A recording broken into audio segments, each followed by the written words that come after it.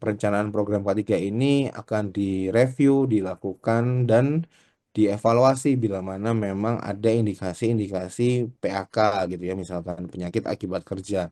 Nah, harapannya program medical check up berkala ini bisa membuat screening karyawan kita yang memang dia secara pekerjaannya beresiko terpapar eh, bahan kimia atau terpapar lingkungan kerja yang tidak aman. Contohnya kebisingan yang impulsif begitu ya, sehingga bisa berdampak kepada resiko eh, kesehatan kerjanya gitu ya, untuk apa namanya ini, pendengarannya berkurang atau pendengarannya kurang baik gitu ya nanti di beberapa tahun masa kerjanya. Nah, setelah kita merencanakan programnya, kita laksanakan programnya gitu ya. Programnya ini kita buat breakdown, bisa Bapak Ibu bisa melakukan setahun sekali. Kalau di perusahaan saya itu setahun sekali kita punya program ya. Dari awal Januari sampai dari Desember gitu ya. Nah, dari situ kita ada setiap bulan tuh ada program yang harus dijalankan, yang harus dilaksanakan sesuai dengan kebijakan top manajemen begitu. Nah, program-program ini setiap bulan tuh pasti ada program K3 yang tersirat di dalam setiap bulan ya, setiap bulannya, setiap ini ya, day to day untuk pekerjaan kita sehari-hari di luar pekerjaan sehari-hari itu juga kita laksanakan gitu ya. Contohnya misalkan inspeksi ya, inspeksi K3 misalkan, itu kita melibatkan dari beberapa masing-masing departemen atau unit kerja lain, harapannya biar kacamatanya lebih objektif begitu. Nanti hasil dari inspeksi ini kita buat semacam evaluasi, kira-kira perbaikannya seperti apa. Nah, ini yang kita jalankan biasanya. Terus ada lagi juga pemantauan dan evaluasi kinerja ketiga. Nah, pemantauan dan evaluasi ini bisa aja kita membuat meeting P2K3 ya, di mana ketika kita sudah membuat sistem manajemen ketiga harus ada panitia ya, panitia pembina K3, di mana itu juga menjadi persyaratan dalam regulasi ya, organisasi P2K3. Nah, P2K3 ini pasti ada reviewnya ya, pasti ada pemantauannya oleh top manajemen. Itu biasanya di perusahaan saya nih contohnya 6 bulan sekali gitu ya. Atau mungkin Bapak Ibu mau membuat program P2K3-nya ya untuk review, pemantauan, dan evaluasi kinerja itu mau dibuat 3 bulanan. Boleh, sah-sah saja ya, tergantung kita menetapkannya maunya berapa lama sekali begitu. Nah, menetapkan ini nih yang kita mesti harus duduk bareng ya antara top manajemen ya sama pekerja kita gitu. Apalagi kalau perusahaan yang memiliki high risk gitu ya atau memiliki resiko tinggi. Itu biasanya reviewnya atau pemantauan program P2K3-nya atau program K3-nya itu dilakukan 3 bulan sekali. Jadi setahun bisa 4 kali gitu ya. Nah, ini semakin bagus gitu ya, semakin bagus karena awareness atau kepedulian terhadap permasalahan ketiga itu dioptimalkan begitu. Terus yang kelima terakhir adalah peninjauan peningkatan kinerja SMK 3. Nah, eh, peninjauan ini juga hasil dari meeting gitu ya, hasil dari meeting untuk pelaksanaan program evaluasinya ya.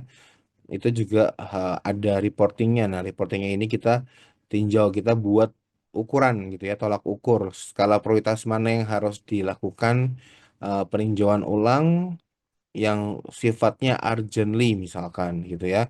Nah, kalau yang pemantauan tadi juga selain meeting P2K3 contohnya adalah ini ya, pengujian lingkungan kerja gitu ya. Pengujian lingkungan kerja ini juga ada regulasinya ya Bapak Ibu ya, based on yang Permenaker 5 2018, di mana pemantauan ini juga kita bisa tahu nih, oh lingkungan kerja kita ini bising, oh lingkungan kerja kita ini memiliki faktor resiko debu ya, debu respirable yang diperoleh oleh pekerja terhadap lingkungan sekitar itu nilainya juga tinggi. Nah, ini juga kita pantau ya. Nah, di poin nomor 5 itu kita juga meninjau apakah eh, akan kita uji lagi nantinya atau mungkin akan ada perbaikan lagi yang harus kita prioritaskan untuk hasil pemantauan yang memiliki resiko yang tinggi begitu Bapak Ibu. Nah, ini yang prinsip-prinsip ini yang bisa dijadikan acuan dalam penerapan SMK 3 nantinya di perusahaan Bapak Ibu semua. Nah, prinsip ini pada dasarnya konsepnya seperti konsep PDCA ya, plan, do, check, action. Nah, itu masing-masing kita memberikan aspek ketiganya. Pak, gimana kalau misalkan penerapan SMA 3 ini mau diintegrasi dengan lingkungan misalkan? Boleh, boleh saja. Jadi penetapan kebijakan ketiga dan lingkungan misalkan sah, boleh-boleh aja karena secara secara prinsip SMK 3 ini bisa terakomodir atau bisa terintegrasi dengan penerapan sistem manajemen yang lainnya. Jadi misalkan Bapak Ibu di perusahaannya juga aware terhadap lingkungan, aware terhadap mutu, mau dijadikan satu, boleh. Kebijakan satu, satu aja kebijakannya, tapi meliputi aspek ketiga, aspek lingkungan maupun aspek mutu misalkan. Biasanya di perusahaan-perusahaan yang sudah memiliki nama, yang sudah memiliki branding gitu ya, itu pasti sepaket gitu ya, lingkungan, mutu, sama K3. Nah, ini juga menjadi bahan evaluasi dari investor biasanya ya, karena ketentuan investasi juga sekarang diatur oleh OJK ya, Otoritas Jasa Keuangan, di mana perusahaan yang menerapkan sistem manajemen K3, lingkungan, dan apa namanya mutu itu memiliki sustainability-nya tuh lebih panjang, lebih baik begitu ya Bapak Ibu, sehingga ini menjadikan investor-investor asing bisa bekerja sama dengan kita ataupun kita punya semacam branding yang baik ya di pemerintah begitu karena istilahnya ketika kita sudah memiliki sustainability ini pasti pemerintah kebantu ya kebantu dalam hal beberapa kebijakan yang mereka terkait ya K3, lingkungan ataupun terkait istilahnya ini ya kebermanfaatan lainnya ya, terutama mendatangkan investor berarti kan menambahkan laba buat pemerintah begitu. Terus kemudian implementasi penerapan SMK 3 ya, yang pasti yang tadi kita bilang penetapan kebijakan ketiga ini contoh-contohnya ya. Usaha pencegahannya ini kepatuhan regulasi perbaikan dilanjutkan dan divalidasi. Nah, ketika kita sudah membuat kebijakan ketiga, prinsipnya sudah diketahui oleh semua banyak pihak, terutama karyawan-karyawan kita ya, level operator gitu ya, level staff, terus level supervisor, semua elemen ya, semua job level dari masing-masing unit kerja atau pekerja itu mengetahui isi kebijakan ketiga yang divalidasi oleh top manajemen pastinya. Nah, ini yang kita akan berikan semacam motivasi di beberapa area dan ini wajib ada gitu ya.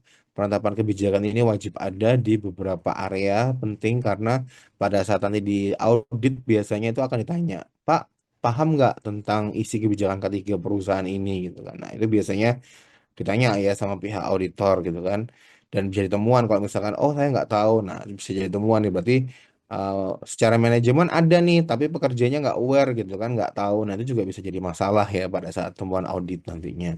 Perencanaan ketiga, nah ini yang kita bilang kita merencanakan, kita membuat program ya. Program itu juga wajib terdokumentasi ya. Manual SMK 3, prosedur kerja, instruksi kerja, formulir gitu ya. Hira DC atau Hira RC ya.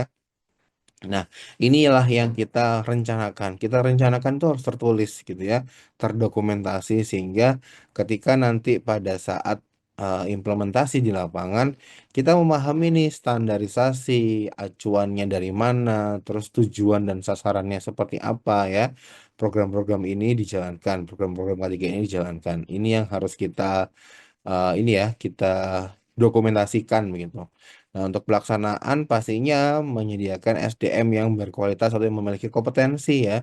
Nah, penerapan SMK 3 ini juga ada standar kompetensi yang harus dimiliki oleh beberapa karyawan kita atau staf kita di organisasi. Contohnya misalkan harus memiliki sertifikasi pemadam kebakaran minimal kelas D itu berapa orang, minimal kelas C berapa orang tergantung dari jumlah keseluruhan karyawan Bapak Ibu gitu ya atau organisasi tempat Bapak Ibu bekerja.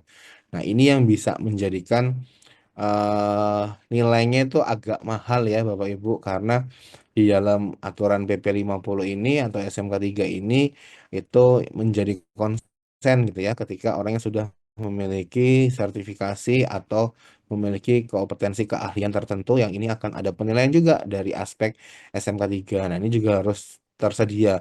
Pak, Bu, gimana kalau misalkan apa namanya? Penyediaan SDM ini kurang dari se, se ini ya, se apa namanya? Sekebutuhannya gitu kan. Nah, itu boleh. Bapak Ibu. Boleh-boleh saja, boleh-boleh saja dalam artian apa namanya boleh dilakukan nanti ya. Jadi Bapak Ibu bisa merencanakan setahun ini mau buat pelatihan sertifikasi Damkar misalkan. Karena sertifikasi kan juga butuh budget ya Bapak Ibu ya. Pasti perusahaan Bapak Ibu juga pasti harus istilahnya meminimalkan pengeluaran banyak gitu ya. Dan itu yang skala prioritas yang terpenting dulu yang harus diutamakan. Nah itu yang Bapak Ibu harus budgeting kan gitu ya. Kira-kira kebutuhan sertifikasi P3K-nya harus berapa orang ya. Karena itu ada ketentuannya di dalam SMA 3. Terus ketentuan petugas K3 kimia atau ahli K3 kimia itu juga ditentukan dari hasil analisis atau penilaian Capman 18799 gitu ya untuk apa namanya ini untuk ini ya apa namanya klasifikasi bahan kimia gitu ya. Apakah masuk resiko maaf medium atau resiko tinggi di perusahaan Bapak Ibu. Nah, itu juga bisa nanti di-adjust di situ ya untuk apa namanya pemenuhan ko- kompetensi SDM-nya dan harus memiliki orang ahli K3 yang pastinya ya minimal ahli K3 umum Kemenaker dalam menjalankan sistem manajemen K3 ya. Gimana dengan apa ahli K3 BNSP Pak gitu. Nah, kalau untuk penerapan SMK3 itu masih diperlukan ini ya untuk yang dari sertifikasinya Kemenaker gitu ya. Yang dari sertifikasinya Kemenaker ini yang dibutuhkan lebih utama dibandingkan yang BNSP gitu ya Bapak Ibu ya. Jadi memang eh, wajibnya adalah yang Kemenaker begitu ya kalau untuk penerapan SMK 3 atau PP 50 2012 gitu ya. Nah, ini juga harus Bapak Ibu juga harus memiliki nih SDM yang memiliki kompetensi ahli K3 umum yang nantinya akan dijadikan sekretaris P2K3. Menyediakan sarana dan prasarana yang memadai ini juga bisa kita lihat dari istilahnya ini ya apa pengukuran lingkungan kerja misalkan Bapak Ibu di perusahaannya punya SLM ya sound level meter atau punya apa lux meter ya untuk mengukur pencahayaan. Nah, ini juga misalkan dibutuhkan atau Bapak Ibu perusahaannya membutuhkan ya memang harus menyediakan begitu ya karena ketentuan di SMA 3 juga dalam pelaksanaan rencana ketiga ini harus memiliki prasarana yang memadai begitu. Pemantauan dan evaluasi kinerja, kinerja ketiga ya yang kita tadi sudah bahas singkat ada pemeriksaan, pengujian, pengukuran gitu ya. Nah, pengukuran ini ada audit jadi program-programnya yang tadinya kita punya itu ya tetap kita lakukan sistemnya audit gitu ya minimal audit internal dulu nih. Nah, audit internal ini harus oleh orang yang memiliki sertifikasi auditor SMK 3 gitu ya. Nah, ini juga harus punya kompetensi nih. Wow, banyak ya Pak ya ternyata kebutuhan sertifikasinya iya. Memang ketika perusahaan atau organisasi yang ingin menjalankan SMK 3, komitmennya itu menjadi komitmen yang tinggi ya Bapak Ibu ya. Ini yang bisa kita ini ya, kita apa? Runningkan begitu ya modelnya. Terus kemudian mm, kita lanjut lagi sama implementasi ya. Implementasi ini juga menjadikan bahwasanya penerapan dari program perencanaan sampai penerapannya itu kita review ulang, kita tinjau ulang ya supaya menjamin efektivitas apakah itu sudah sesuai, apakah itu sudah apakah itu tidak sesuai, apakah itu harus butuh pembenahan. Nah, ini harus kita tinjau gitu ya, berdasarkan skala prioritas yang mana yang perlu dilakukan lebih dulu begitu ya, karena hal ini juga nantinya akan bersangkut pautan dengan budgeting gitu ya budgeting terhadap evaluasi misalkan oh evaluasi lingkungan kerjanya itu kemarin kita ngukur sebelum kita SMK 3 itu nilainya besar terus setelah ada perubahan karena ada perbaikan ya di maintenance misalkan sehingga alatnya tidak mengeluarkan kebisingan gitu ya atau bising sehingga itu pada saat pengujian lagi keduanya itu nilai batas NAB-nya sudah turun gitu ya. Nah, itu juga salah satu bentuk apa efektivitas dari program ya yang sudah dijalankan. Kita tinjau apakah ada peningkatan kinerja secara sistem manajemen K3. Nah, ini ya. Ini yang bisa kita lakukan perbaikan atau lakukan peningkatan berdasarkan prioritas yang paling dibutuhkan ya, paling urgently. Itu yang nantinya bisa menjembatani adalah orang ahli K3-nya ya, orang ahli K3 umumnya. Nah, itu yang juga harus di iniin ya, dimaksimalkan begitu. Kemudian kita lanjut lagi, ada elemen di dalam SMK 3 ya. Elemen di dalam SMK 3 ini ada beberapa ya, ada 12 elemen gitu ya. Karena SMK 3 ini ada 3 tingkatan ya. Nah, ini yang menjadikan elemen-elemen ini yang bisa nantinya kita uh, buat acuan untuk program, terutama program K3 ya. Mulai dari pertama kebijakan begitu, terus ada apa? Pembangunan dan pemeliharaan komitmen ya, ada kebijakan, tinjauan ulang, keterlibatan dan konsultasi dengan tenaga kerja. Nah, ini biasanya kita membuat forkom gitu ya, forum komunikasi antara manajemen dan karyawan ya. Kita sebagai orang ahli K3 di tengahnya menjembatani ya antara eh, kebersinambungan antara top manajemen dengan staff ya atau dengan pekerja kita. Ketika misalkan ada review dari masing-masing unit kerja, karyawannya akan menginfokan pentingnya atau keputusan ya decision making dalam kaitannya penerapan K3 itu bisa diforumkan ke dalam konsultasi ya. Forum konsultasi, forum komunikasi gitu ya, di mana harus dan wajib ada poin-poin untuk keterlibatan pekerja dengan si top manajemen begitu. Pembuatan dan pendokumentasi rencana K3 ya, itu yang tadi kita mendokumentasikan apa rencana, terus manual SMK 3, terus penyebaran informasi K3 misalkan di tempat kerja Bapak Ibu memiliki mading ya atau majalah dinding. Biasanya kalau zaman dulu mading ini selalu di apa diperbaruin, tapi sekarang ketika sudah beralih ke media sosial media gitu ya, biasanya perusahaan juga memiliki sosial media. Jadi informasi K3 ini bisa disampaikan ke dalam informasi digitalisasi gitu ya. Kalau dulu zamannya dulu masih mading, majalah dinding gitu ya, sekarang sudah pakai device gitu ya, kemampuan cloud gitu ya untuk memberikan informasi atau informasi K3 yang terupdate di lapangan itu seperti apa. Contohnya misalkan regulasi terkait penanggulangan TB, tuberkulosis di tempat kerja ya.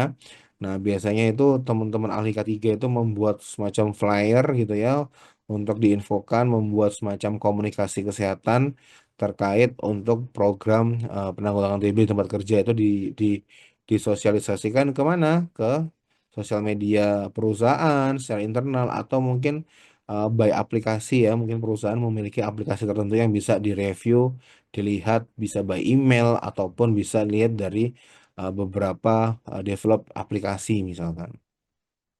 Pengendalian perancangan dan peninjauan kontrak. Nah, ini juga biasanya kita bekerja sama dengan supplier atau bekerja sama dengan beberapa vendor ya terkait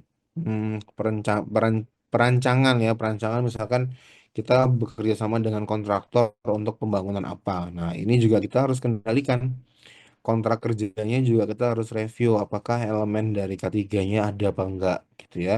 Dan itu harus diketahui oleh semua level apa namanya unit kerja begitu.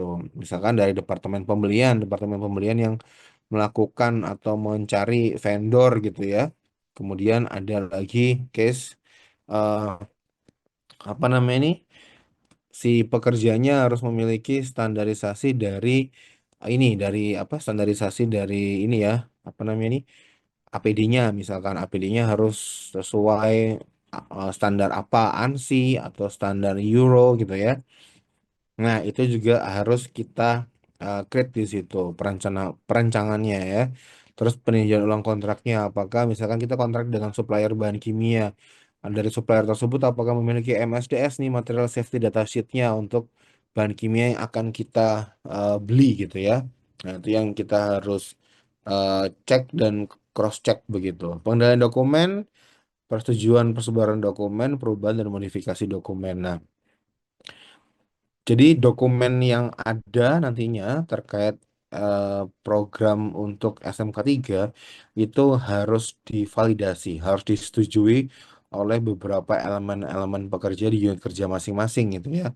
Jadi setelah kita buat, kita sosialisasikan, kita validasi bahwa dokumen ini sudah direview dan sudah berlaku per kapan gitu ya perubahannya misalkan atau mungkin ada perubahan itu dilakukan review bersama kembali dan penetapannya ditetapkan tanggal berapa begitu ya.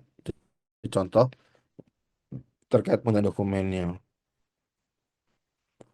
Terus yang kemudian yang elemen kelima ada pembelian dan pengendalian produk. Nah, ini juga biasanya tuh di bagian purchasing ketika membeli APD ya, itu kita harus mengetahui standar-standarnya. Kita harus review apakah standarnya itu memiliki warranty gitu ya, memiliki warranty atau garansi bahwasanya misalkan nanti pada saat dipakai tiba-tiba rusak APD-nya.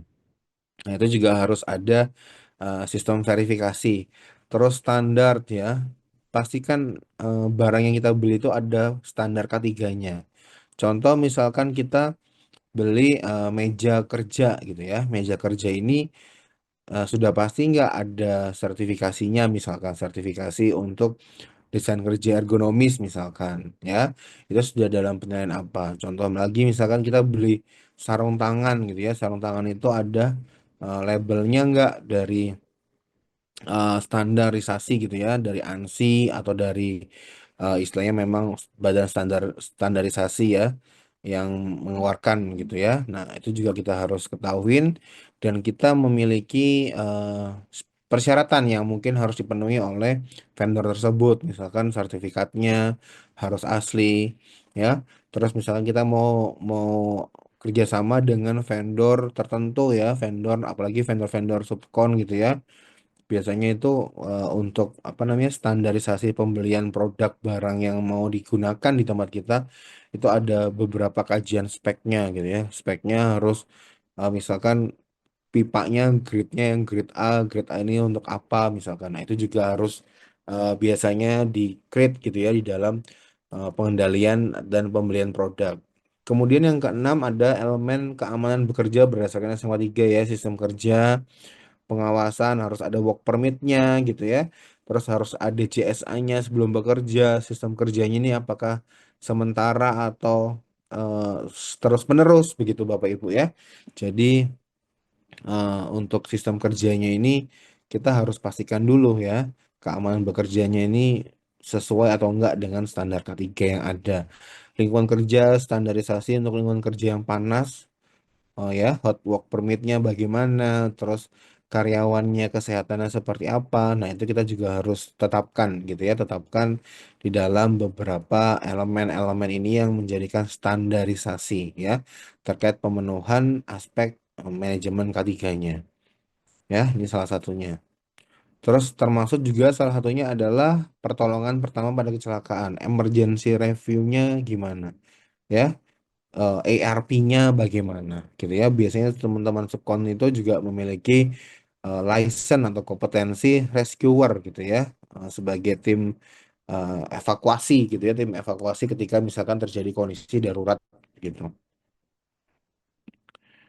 Standar pemantauan elemen yang ketujuh itu juga ada pemantauan yang tadi kita bilang adalah pemeriksaan lingkungan kerja gitu ya, pemeriksaan kesehatan ya, pemantauan kesehatan berkala, terus inspeksi peralatan yang digunakan pada saat bekerja. Contohnya misalnya kita menginspeksi roll kabelnya itu masih berfungsi dengan baik atau tidak, tidak ada kabel yang di apa namanya tuh ditumpat gitu ya atau ditambal begitu sehingga menjadikan resiko ya resiko dari pekerjaan kelistrikannya itu bisa terjadi gitu ya.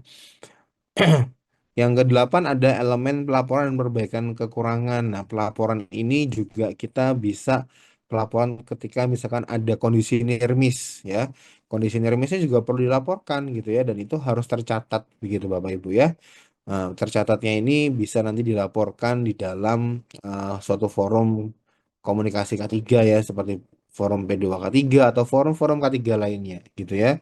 Terus ada pelaporan kecelakaan kerja misalkan. Jadi pelaporan kecelakaan kerja ini sifatnya harus yang bagaimana ya, yang diutamakan di dalam proses bisnis kita. Nah, kita juga bisa menentukan sendiri nih apa investigasi kecelakaan ini menggunakan form apa, diisi formnya itu menjelaskan apa gitu ya, kronologisnya dan lain-lainnya itu juga harus kita ketahuin kita lihat begitu bila mana memang itu menjadikan apa prinsip dari SMK 3 ya, penerapan SMK 3. Sama termasuk juga memberikan pelaporan ya terkait kondisi bekerja saat itu ya, biasanya bekerja yang memang di luar ya, di istilahnya yang berhubungan dengan alam, itu juga selalu dilaporkan setiap beberapa waktu tertentu gitu ya. Contoh pekerjaan di ketinggian di area terbuka ya, seperti subkonnya PLN misalkan istilahnya memberikan maintenance pada tiang misalkan ya, pada instalasi tiang listrik yang di ketinggian tertentu. Nah, itu kan juga harus melihat faktor cuaca gitu ya. Nah, itu juga bisa menjadikan pelaporan ya, pelaporan insiden, pelaporan darurat gitu ya, bila mana nanti pekerjaan itu memang tidak bisa menentu ya, bisa tidak prediksi untuk ada resiko alam yang mungkin bisa terjadi. Nomor 9 adalah elemen pengelolaan material dan pengangkatan. Nah, material dan pengangkatan ini seperti biasanya manual handling ya, atau eh, sistem apa namanya ini, pengangkutan bahan kimia ya, manual handling bahan kimia, penyimpanan hingga sampai akhirnya pembuangan ya. Biasanya perusahaan memiliki alat-alat berat khusus gitu ya untuk manual dan mekanis proses bekerjanya ya, bisa operator alat berat, bisa menggunakan hand pallet gitu ya. Nah, itu juga memiliki sertifikasi ya, sertifikasi khusus bila mana pengelolaan material dan pengangkatan ini di organisasi Bapak Ibu ada begitu.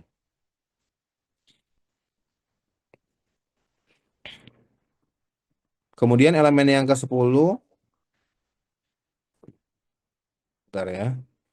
Di kepala charger dong, kepala charger pinjam.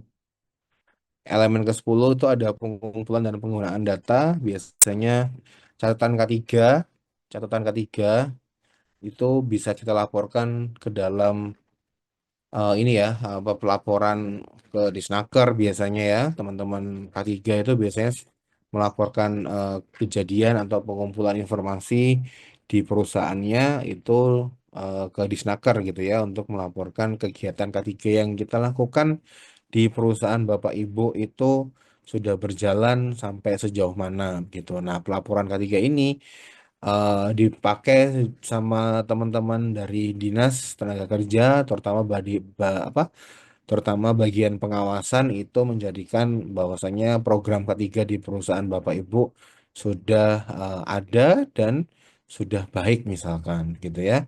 Nah, ada lagi yang elemen ke-11 pemeriksaan SMK 3 ya, audit internal. Dek, pinjam kepala charger, Dek. Kepala charger.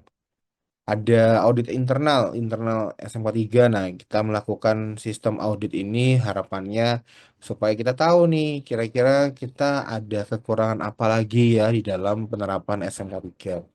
Penerapan SMK 3 ini istilahnya merupakan apa? Pondasi ya, pondasi dari proses audit internal SMK 3 ya. Bila mana program-program yang sudah dijalankan tadi kita pantau, kita review dalam proses audit, minimal audit internal ya, sebelum nantinya akan kita launchingkan audit eksternal begitu. Terus kemudian yang 12, elemen ke-12 ialah pengembangan keterampilan dan kemampuan. Strategi pelatihan, terutama pelatihan bagi manajemen dan supervisor, gitu kan. Terus ada lagi pelatihan untuk eh, pengenalan bagi pengunjung dan kontraktor misalkan ya, kayak safety induction begitu ya. Itu merupakan suatu contoh pengendalian ya, pengembangan keterampilan untuk melihat review dari rekan-rekan yang akan bekerja di tempat kita ya, terutama subkontraktor. Atau mungkin pelatihan keahlian khusus. Nah, keahlian khusus ini juga bisa kita review, bisa kita create gitu ya, tergantung kebutuhan masing-masing organisasi Bapak Ibu. Bila mana ada pelatihan khusus, misalkan ada pekerjaan di bawah air gitu ya. Nah, ini ada pelatihan khusus nih sertifikasinya ya, untuk diving gitu misalkan, safety-nya harus bagaimana, terus nantinya selain safety ketika mendiving itu juga harus ada tim ininya apa rescue-nya ya atau tim evakuasinya bila mana kondisi-kondisi tertentu bisa mungkin sangat terjadi. Nah, ini beberapa poin elemen dari SMK 3 ya Bapak Ibu yang bisa nanti dijadikan acuan dalam membuat mekanisme atau program yang nantinya ada di dalam perusahaan Bapak Ibu sekalian. Nah, ini yang tadi kita lihat ya, contoh relevan elemennya. Poin nomor satu, nah ini nanti bisa Bapak Ibu eh, apa minta ke Mas Aji ya untuk terkait ini. Ini ada contohnya. Jadi saya lewat-lewatin saja keamanan. Nah ini contohnya ada JSA, ada Loto, ada Work Permit gitu ya, ada JSO, mapping ya, surat keterangan alat periksa uji. Nah ini masing-masing ya. Nanti Bapak Ibu bisa lihat ini apa namanya ini materinya ya ke Mas Aji. Standar pemantauan, pelaporan, pengelolaan. Nah, ini kita bisa ketahui di sini ya, dan ini menjadikan penerapan SMK 3 di tempat kita semakin nyata dan semakin lebih baik pastinya ya. Nah, sampai ke elemen 12 gitu ya. Nah, ini juga intinya Bapak Ibu harus siap nih kira-kira kebutuhan apa yang mungkin bisa dilakukan. Nah, kita ngomongin terhadap eh, job desk ya atau tanggung jawab gitu ya. Biasanya kalau di perusahaan itu namanya job desk atau mungkin ada yang bilang tanggung jawab dan peran dalam SMK 3. Nah, ini ya job desknya direktur ketika kita melakukan SMK 3 atau menjalankan SMK 3 itu yang pertama seperti ini ya tanggung jawab untuk memastikan jadi decision making ya.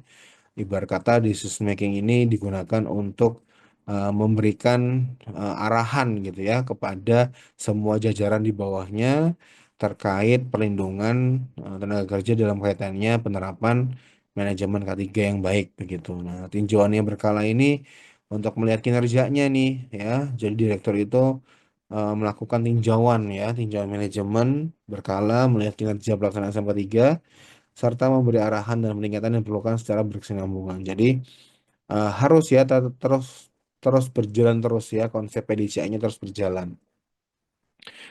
Kemudian selain itu ada manajemen. Manajemen ini levelnya adalah beberapa manajer gitu ya atau mungkin staf khusus ya yang memiliki job desk-nya juga lumayan besar ya tanggung jawabnya karena memang di bawah manajemen langsung ya, di bawah top manajemen langsung yang mana ini akan mewakili ya membawa nama manajemen atau perusahaan terkait sistem manajemen ketiga ya untuk kaitannya pada eksternal misalkan. Jadi poin-poin tanggung jawab dan perannya manajemen ya itu juga cukup sangat kompleks gitu ya Bapak Ibu ya. Sangat kompleks, sangat ideal juga begitu ya dan sangat apa namanya disiplin begitu terkait K3 ya. Kalau kita ngomong K3 itu memang wajib disiplin.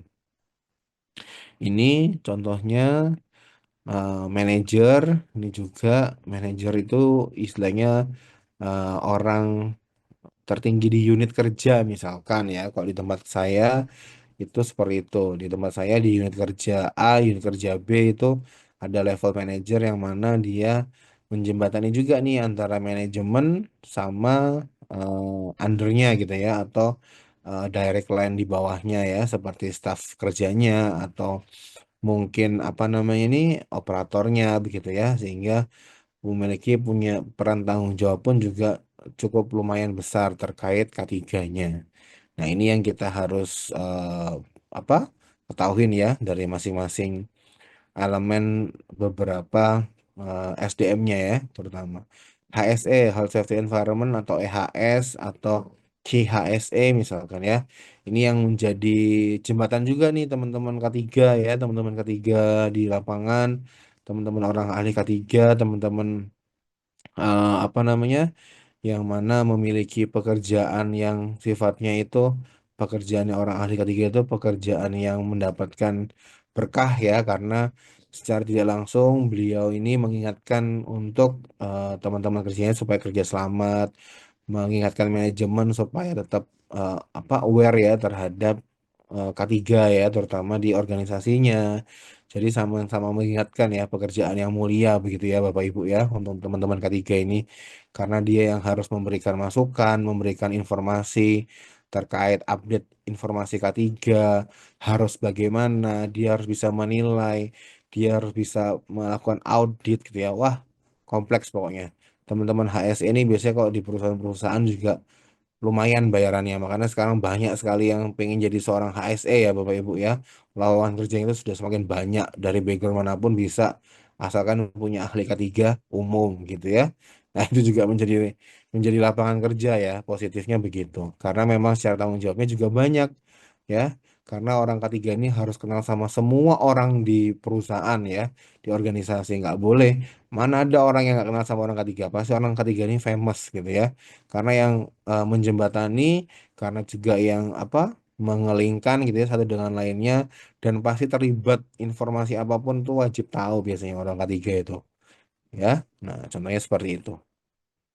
Supervisor, nah ini juga biasanya juga ini ya di apa, di perusahaan saya itu juga biasanya level supervisor juga terus terlibat karena menjembatani antara atasan unit unit kerjanya dengan karyawan yang di bawahnya lagi gitu ya, operator sampai mungkin stakeholder ya, tamu atau mungkin rekanan yang kerjasama dengan kita terutama terkait proses manajemen gitu ya. Nah, terus yang terakhir juga ada eh, semua semua karyawan. Nah, semua karyawan ini yang istilahnya level apa namanya, pekerja gitu ya, pekerja yang mana memang mereka ini wajib dikendalikan gitu ya. Ketika dia bekerja sesuai persyaratan dari tim HR gitu ya, tim HR itu untuk melakukan review untuk kinerja ketiganya ya. Gimana terus misalkan ada terjadi sesuatu hal segera dilaporkan, kondisi near miss, unsafe condition, unsafe action itu dilaporkan begitu. Nah, itu salah satu contoh masing-masing job desk ya, peran dan tanggung jawab terhadap pekerjaannya ya, yang kaitannya dengan penerapan SMK 3. Sertifikasi dan pengakuan SMK 3. Nah, ini yang kita bilang tadi, sertifikasi itu merupakan sesuatu kebutuhan yang menjadi standar kompetensi dalam menjalankan sistem manajemen K3. Nah, sertifikasi dan kompetensi yang memang diperlukan dalam klausul atau dalam kriteria penerapan SMK 3 itu menjadikan sesuatu hal yang standar gitu ya, sesuai dengan aturan yang berlaku di Indonesia begitu. Maka dari itu di PP 50 tahun 2012, sertifikasi apa? Sertifikasi untuk sertifikasi kompetensi tertentu yang akan dimiliki oleh karyawan itu sifatnya memang wajib dan ada di dalam elemen PP 50 2012. Nah, Bapak Ibu, untuk sertifikasi ini kita dari pihak Hekons juga bisa membantu gitu ya dalam pemenuhan terkait kompetensi yang dibutuhkan oleh organisasi Bapak Ibu. Dalam kaitannya di sini adalah untuk penerapan SMK 3. Mungkin dari Bapak Ibu pengen melakukan asesmen terlebih dahulu, kira-kira untuk saya mau mencapai SMK 3 itu saya butuh sertifikasi apa aja dari tim kita, dari tim Hekons. Nanti bisa menghubungi Mas Aji, itu juga bisa melakukan asesmen gitu ya. Asesmen terhadap pemenuhan SMK 3 gitu. Nah, itu boleh, boleh-boleh saja ya.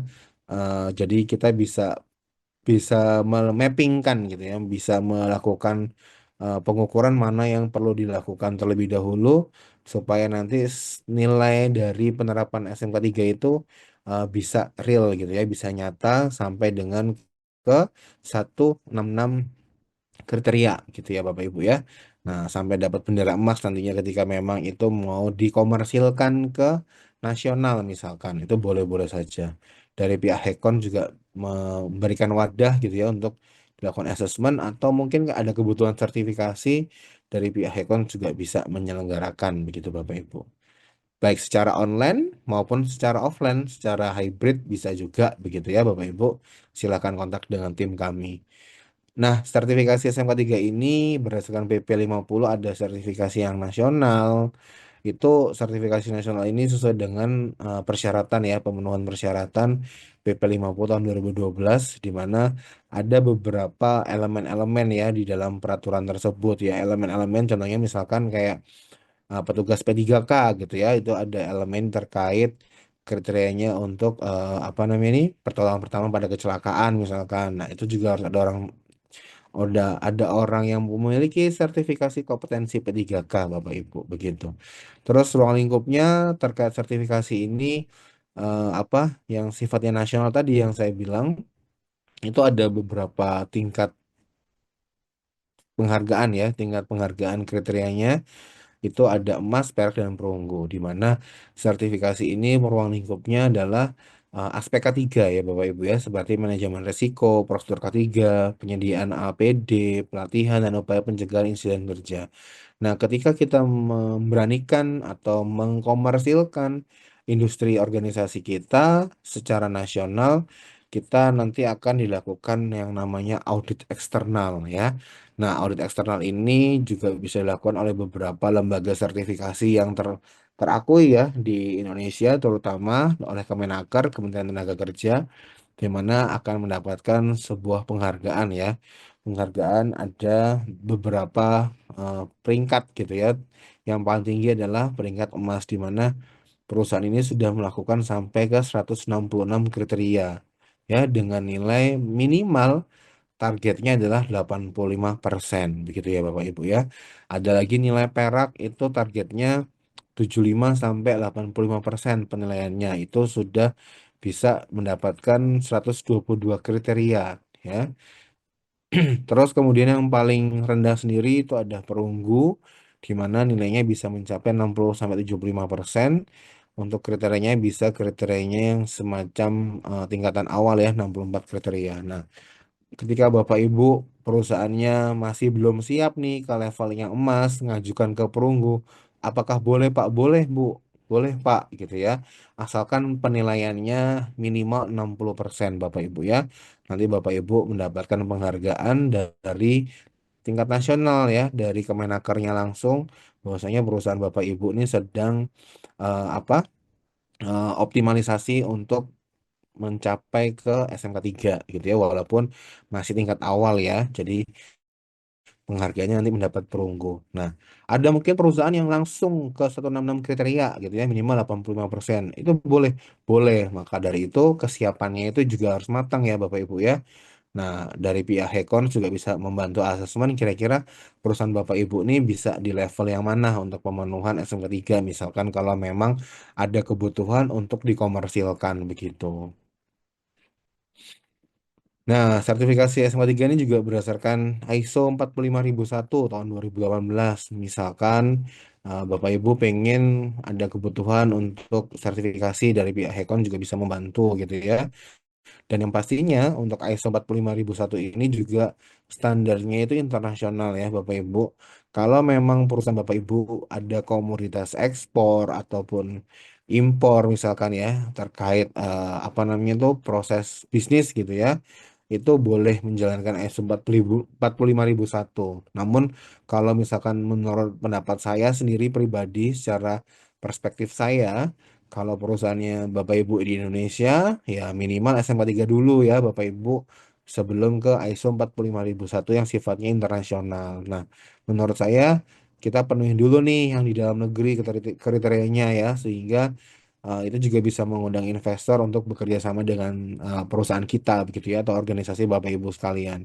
Nah, audit ini juga bisa dilakukan sama lembaga tersertifikasi ya, baik ISO 45001 maupun SMK 3 juga. Nah, kalau dari sifat ISO 45001 itu juga punya beberapa keuntungan ya yang spesifik, di mana ketika sudah punya standar ISO kan berarti internasional nih. Jadi itu lebih apa namanya? Lebih punya benefit gitu ya, lebih punya pandangan profit yang lebih besar mungkin ya di apa di skala internasional. Tapi kalau yang SMK 3 itu memang lebih banyaknya skalanya nasional. Nah, pengakuan penghargaan ketiga lainnya itu jadi sekalian sekalian sekalian ini ya Bu ya, Bapak Ibu ya, sekalian untuk pengakuan penghargaan tuh ketika kita sudah menjalankan SMA 3 bisa mendapatkan reward dari Zero Accident ya, CSR Award untuk K3 itu macam-macam ya sekarang dari programnya kementerian. Itu salah satunya eh, perusahaan kita ini terpandang gitu ya. Perusahaan kita ini sudah dikenal sama orang pusat begitu ya, sehingga nanti kalau misalkan memang ada pengawasan, ada kunjungan, kita bisa lebih dikenal gitu ya sama teman-teman di pusat gitu ya, di nasional untuk terkait apa namanya penerapan SMA 3 ataupun mau mengajukan penghargaan Zero Accident Award tadi. Nah, ini yang kita bisa bangga gitu ya Bapak Ibu ya kalau memang perusahaan jenengan sudah mulai bisa mengakomodir terhadap kesiapan SMK 3 begitu. Nah, ini ada beberapa manfaat pastinya ya, manfaat reputasi, pengurangan resiko dan biaya akibat tidak adanya kecelakaan kerja, absenteismenya menurun, karyawannya produktif, nggak pernah jarang ada yang absen kecuali cuti gitu ya. Terus karyawannya juga puas bekerja di tempat Bapak Ibu gitu ya, atau di perusahaan Bapak Ibu. Jadi sehingga mereka ini bekerjanya nyaman, senang ya, psikologisnya aman, tenang begitu ya. Terus kalau untuk kompetitif juga perusahaan ini juga memiliki branding gitu ya, di mana bisa menjadikan kompetitif di beberapa kompetitor yang lainnya misalkan ya di tingkat nasional. Nah, ini salah satu contoh manfaat dari sertifikasi SMA 3 bagi perusahaan ya, ini bagi pengusaha ya Bapak Ibu ya. Atau mungkin Bapak Ibu yang sudah ada pengusaha pasti juga pengen nih usahanya dikenal banyak orang. Nah, ini proses sertifikasi SMA 3 ya.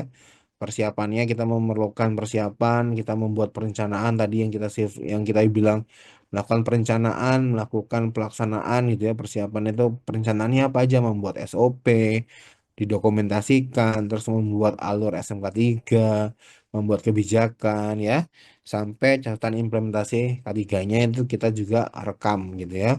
Kemudian audit internal dulu nih, internal cross seksionalnya ke masing-masing unit kerja ya. Misalkan Departemen HR ngaudit Departemen Teknik ngaudit Departemen QC misalkan ya kalau di perusahaan Bapak Ibu ada departemen-departemen tersebut atau mungkin cross apa namanya antar unit gitu ya, cross antar unit misalkan unit Surabaya dengan unit Banjarmasin misalkan, nah itu boleh dilakukan cross unit ya atau apa namanya itu audit silang begitu ya.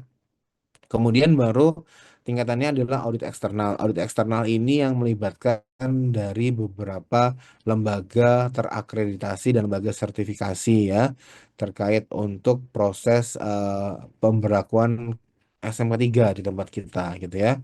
Sehingga ketika sudah ada audit eksternal akan ada review ya BAP berita acara perbaikan atau tindak lanjut mana ketika misalkan itu tidak sesuai dengan kriteria SMA 3 harus ada tindak lanjutnya. Nah, tindak lanjutnya ini yang kita lakukan secara prioritas begitu ya, secara optimal yang memang jadi temuan force major atau mungkin menjadi temuan minor. Nah, biasanya kalau jadi temuan force major ini harus diperbaikin dulu nih baru dari lembaga sertifikasi bisa mengeluarkan sertifikatnya ya bahwa sudah menjalankan sistem SMK 3 dengan kriteria berapa persen sehingga mendapatkan penghargaan emas, perak atau perunggu begitu. Dan setelah selesai ada penerbitan sertifikat bahwasanya perusahaan Bapak Ibu sudah melakukan SMK 3 di tingkat berapa kriteria gitu ya dengan penghargaan reward apa namanya ini emas ataukah perak ataukah perunggu begitu baru diputuskan. Oke, mungkin sebelum ada pertanyaan ya mungkin Mas Aji sebelum kita membahas audit SMK 3. Mungkin kira-kira ada pertanyaan dulu yang mau dipertanyakan. Ya, baik. Oke, kepada seluruh rekan-rekan yang ingin bertanya silahkan ya, bisa raise hand terlebih dahulu atau bisa juga ketik ya di kolom chat Zoom nanti akan saya bantu sampaikan ke Pak Dana. Hmm, Oke, baik. Sudah ada beberapa rekan-rekan yang raise hand ya, langsung saja saya pilih. Tadi yang pertama raise monggo. hand dari Kak Neula Armita. Oke, baik silakan jika ada pertanyaan bisa langsung mengaktifkan mikrofonnya. Terima kasih. Oke. Silahkan Kak. Terima kasih. Bisa terdengar suara saya? Bisa, Ya, Mbak, Oke. terdengar. masuk. Selamat Silahkan. pagi, Pak. Untuk yang saya tanyakan, tadi kan dijelaskan terkait dengan penerapannya sistem yang diterapkan. Kemudian ketika ada satu perusahaan atau mungkin satu proyek ya, Hmm. eee, pekerjanya lebih dari 100 dan memang memiliki aktivitas dengan high risk begitu. Bisa. Ah, kalau misalnya perusahaan atau proyek tersebut tidak menerapkan SMK 3 atau, memang memilih tidak menerapkan, apakah ada konsekuensi tertentu atau ada, tindakan tertentu dari Disnaker atau yang terkait begitu? Terima kasih. Oke, baik. Ini saya langsung jawab apa gimana, Mas Haji? Boleh, silakan Pak Dana, langsung jawab Oke, saja. baik. Salam kenal ya, Mbak. Kalau menurut pendapat saya, ketika ada perusahaan yang memiliki karyawan yang lebih dari 100 dan memiliki resiko bahaya yang tinggi juga gitu ya, tapi tidak menerapkan SMK 3 ya. Nah, sebenarnya kaidahnya di PP 50 sudah sangat jelas ya, Mbak. Wajib gitu ya menerapkan SMK 3. Nah, tapi bagaimana apakah manajemen ini akan mendapatkan konsekuensinya gitu ya. Nah, itu tinggal tergantung dari pengawas masing-masing dinas ya, masing-masing dinas naker setempat karena pengawas ini itu masih bisa memberikan kelonggaran asalkan ada program yang bisa dilihatkan oleh mereka gitu ya. Kalau contoh kalau di Jawa Timur ya, ini pengawas provinsi Jawa Timur, ada beberapa perusahaan yang belum SMK 3, sedangkan dua kriterianya tadi itu terdapat gitu ya. Nah, itu dari pihak pengawas ketenagakerjaan asalkan dia mau melaporkan, katakanlah dia sudah punya P2K3 juga sudah punya, dia punya program K3. Nah, dia melaporkan JKO-nya, melaporkan program-program K3, implementasi K3, budget K3 ke Disnaker dan bisa bisa memberikan apa namanya ini informasi sejelas mungkin dan sebenar-benarnya mungkin gitu ya. Itu ada beberapa yang masih diperkenankan ya oleh pengawas ketenagakerjaan. Tapi ada beberapa kondisi yang mungkin menjadi catatan gitu ya. Catatan itu loh perusahaanmu ini loh sudah bagus gitu ya. Sudah bisa menjalankan program K3, tinggal SMK 3 saja. Ibarat kata SMK 3 itu adalah ini ya semacam apa namanya ini modelnya itu semacam kayak penentuan gitu ya, penentuan apakah perusahaannya jenengan tadi tersebut tadi sudah layak ber-SMK 3 atau enggak gitu ya. Tapi prinsipalnya kalau memang perusahaan tersebut sudah menerapkan semua program K3, P2K3 walaupun secara SMK 3 belum, itu memang tergantung sudut pandang dari pengawas ketenaga kerjaan masing-masing provinsinya. Ada yang nyuruh langsung, nanti akan dibuatkan konsekuensinya adalah dibuatkan semacam apa namanya berita acara ini ya berita acara temuan gitu ya ketika memang ada pengawasan gitu ya pengawasan ke perusahaan tersebut gitu ya atau mungkin nanti skala bisnisnya itu bisa diperkecil gitu ya jadi skala bisnisnya itu yang tadinya dia pengen ekspor impor itu nggak bisa dia harus SMA 3 dulu gitu ya misalkan ada beberapa dinas yang nanti akan ngeling di situ gitu ya contohnya Kementerian Perindustrian gitu ya akan ngeling sama Kementerian Tenaga Kerja. Nah, nanti itu bisa aja nih dia akan compare kalau misalkan dia harus industrinya harus bergerak di mana namanya? Ekspor impor dia wajib dulu nih SMK 3 baru bisa. Nah, itu ada yang case demikian.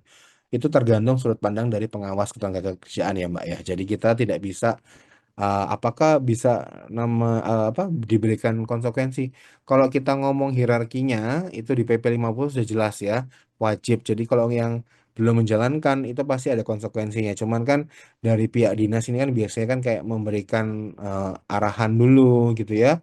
Akan menggiring dulu supaya mau apa enggak. Kalau memang misalkan di perusahaannya terdapat kecelakaan kerja yang sangat fatality dan sering itu yang nanti akan menjadikan konsekuensinya wajib melakukan SMK 3 gitu ya. Tapi kalau perusahaannya itu zero accident atau perusahaannya juga tidak pernah terdaftar kecelakaan kerja di BPJS Ketenagakerjaan gitu ya, tidak terekam gitu ya. Otomatis ya bisa aja belum apa belum melakukan SMK 3 asalkan poin-poin dari program K3 sama P2K3-nya terpenuhi. Biasanya sudut pandang dari teman-teman pengawas di Snaker seperti itu.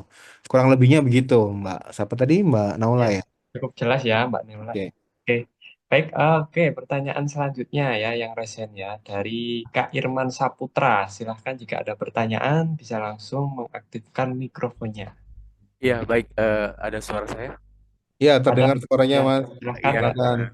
izin bertanya. Tadi kan terkait ada program pelatihan ya.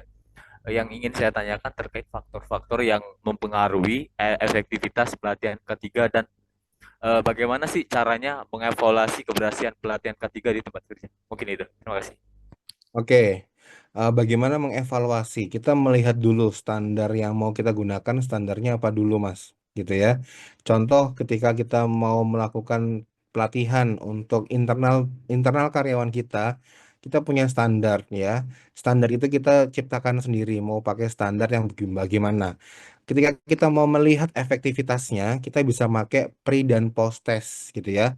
Ketika karyawan sebelum dikasih pelatihan dan sesudah dikasih pelatihan ada perbedaan signifikan nggak? Itu bisa dibuat kajian, bisa dibuat penelitian juga gitu ya untuk melihat efektivitas pelatihan itu secara internal. Tapi bedakan dulu nih pelatihan yang memang sifatnya refresh dengan pelatihan yang memang sifatnya baru gitu ya. Kalau pelatihan baru terhadap K3 ya contohnya misalkan pelatihan K3 dasar gitu ya. Nah, itu bisa nih kita buat efektivitasnya melalui pre dan post testnya gitu ya.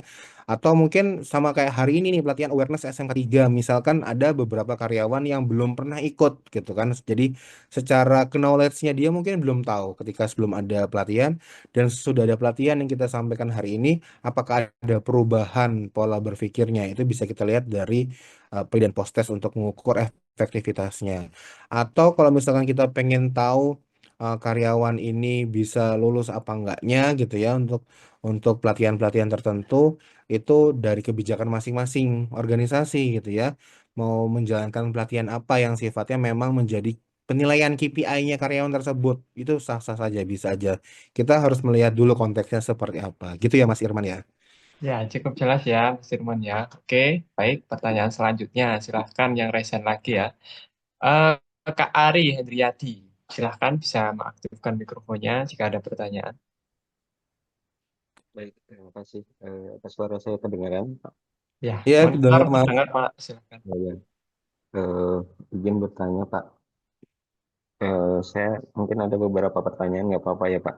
Mungkin dari PP 50 2012 ini, sebenarnya ada berapa prosedur sih, Pak, yang wajib ada ya, dari PP 50 yang 166 kriteria itu ya.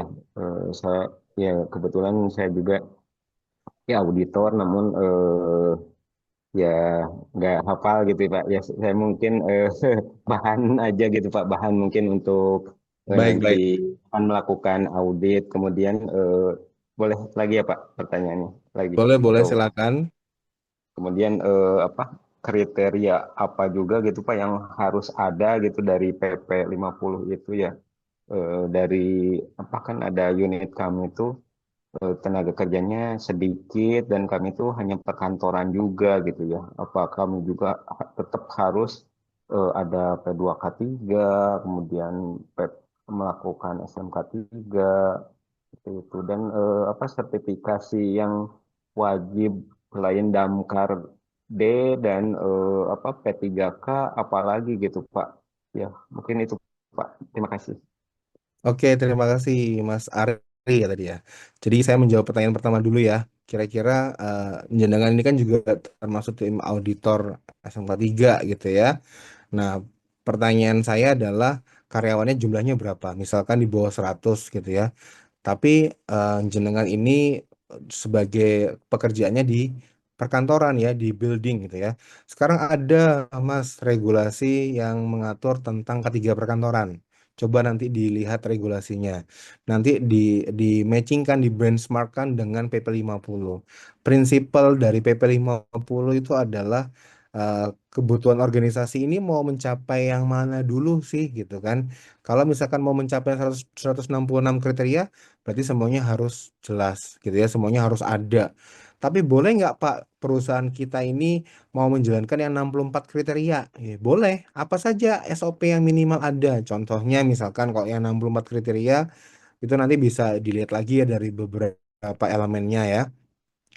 Elemennya itu misalkan ada kebijakan gitu ya, terus ada komunikasi K3 gitu ya, ada konsultasi K3, terus ada lagi HIRA DC, CSA HIRA gitu ya, mengidentifikasi eh, pekerjaan, resiko pekerjaan di perkantoran. Di perkantoran tuh resikonya juga ada loh, justru malah banyak juga loh ya Mas Arya, jangan salah. Jadi paling tidak itu direview dulu, direview, dimeetingkan apakah perlu P2K3? Menurut saya perlu. P2K3 itu adalah panitia pembina K3 ya, keselamatan dan kesehatan kerja.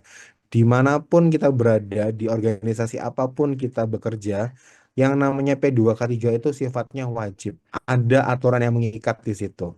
Kalau perusahaannya aware dengan peraturan, pasti akan menjalankan. Prinsipnya begitu. Nah, tergantung dari kita nih sebagai seorang ahli K3 yang akan membawa ke manajemen itu dengan bahasa praktis yang seperti apa. Gitu ya. Walaupun memang misalkan jenengan belum melakukan SMK 3 karena dasarnya mungkin kurang apa namanya ini pemenuhan sertifikasinya kurang banyak gitu ya. Nah, masalah kita sampaikan ke manajemen prosesnya misalkan kita sekarang udah punya perencanaan nih SMK 3 kita mungkin 5 tahun ke depan. Nah, dalam 5 tahun ke depan itu nanti kita ada nih yang namanya budgeting untuk sertifikasi atau kompetensi yang dipersyaratkan dalam SMK 3. Tergantung juga nih manajemen ini kita mau ngebawakannya mulai dari kriteria yang berapa kriteria, 64 kriteria dulu boleh, minimal harus ada tim yang punya sertifikasi apa saja, terus kemudian harus 22 kriteria boleh, nanti ada kebutuhan budgetnya berapa sampai dengan akhirnya ke level yang 166 kriteria. Nah, itu juga nanti kita buatin rundown programnya perencanaan 5 tahun ke depan asalkan orangnya ini nggak pindah-pindah ya. Kalau misalkan orangnya pindah-pindah nih nanti yang jadi masalah gitu kan. Nah, itu kita bisa buat semacam komitmen dengan manajemen kita gitu ya bahwasanya kalau memang ini sifatnya mandatori mau nggak mau suka nggak suka harus jalankan tapi tergantung lagi tadi yang saya bilang ada pertanyaan dari peserta yang lain bagaimana cara pengawasan dari masing-masing dinas tenaga kerja. Nah, ini ya yang menjadikan effortless-nya gitu ya, effort dari keberlangsungan proses SMK 3 di perusahaan kita atau di organisasi kita. Semakin dia compare dengan regulasi, semakin konsekuensinya semakin nyata. Nah, ketika sudah ada semacam berita acara yang memang itu diperlukan prioritasnya untuk menjalankan SMA 3 mau tidak mau perusahaan juga harus menjalankan gitu kan makanya saya tadi bilang tergantung sudut pandang dari perspektif pengawas tenaga kerjaannya apakah perusahaan kita ini boleh tidak ber-SMK 3 dulu asalkan poin-poin yang tadi sudah terpenuhi yang tadi saya bilang ada P2K3-nya reportnya juga selalu diberikan ke Disnaker sampai program kerja K3-nya itu kita juga mereport ke Disnaker itu boleh-boleh saja tergantung perspektif masing-masing pengawas ketenagakerjaan yang berada di masing-masing tempat Bapak Ibu bekerja. Dan yang kemudian apa aja sih Pak yang ada di dalamnya? Nah, itu kita juga tadi yang saya bilang melihat beberapa kriteria yang mau kita penuhin.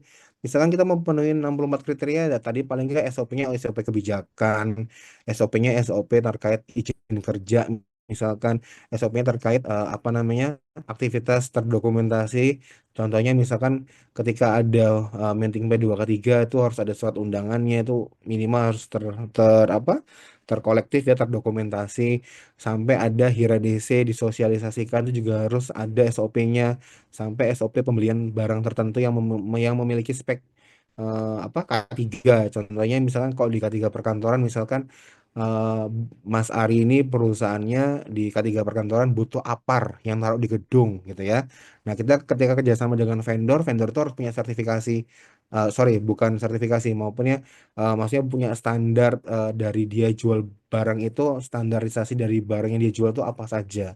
Ya kan, misalkan kalau proteksi pemadam kebakaran harus ada standar NFPA misalkan, NFPA dari sprinkle, dari hidran gedung gitu ya, atau mungkin istilahnya dari sistem hidran yang kita pakai nantinya. Nah, itu juga dari si supplier, dari si subkontraktor juga harus bisa menerapkan standar NFPA-nya. Begitu. Itu contoh saja ya, Mas Ari. Mungkin begitu, Mas Aji. Terima kasih. Yes, baik Pak.